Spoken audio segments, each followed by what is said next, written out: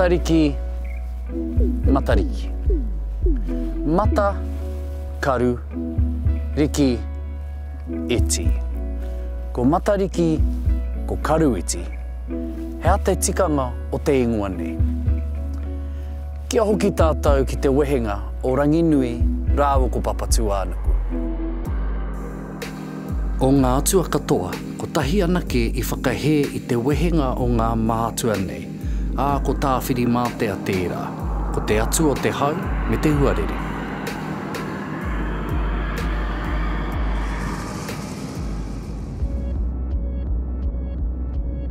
Ko tāne mahuta te atu o te wao, nāna hoki te rangi me te whenua i whakawehe ki a whiti mai te māramatanga i te pauritanga.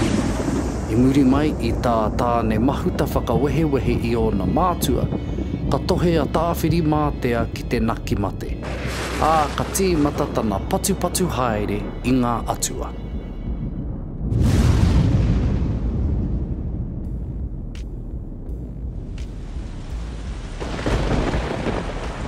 Katoa ngā atua i wehi i te riri o tāwhiri mātea, haunga rā atu matauenga.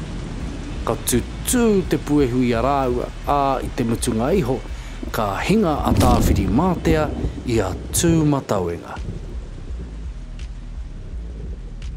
Ka rere a tāwhiri mātea ki te rangi, ki reira noho wai i te taha o tōna matua.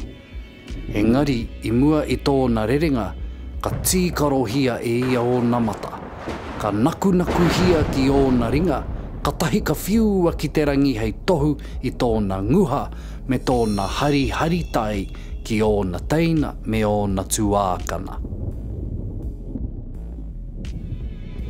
Ka titi ngā mata o tāwhiri mātea ki te poho o Ranginui, ka mautonu hei whetū i te pō a moho anoa nei. Kei ngā tuhi a taku tipuna koroua, a rāwiri te kōkau, ngā kōrero mo te pakanga nui a tāwhiri mātea ki ona teina me ona tuākana. Hei tā te kōkau, he whakarāpapototanga te ingoa o Matariki i te kōrero ngā mata o te ariki tāwhiri mātea.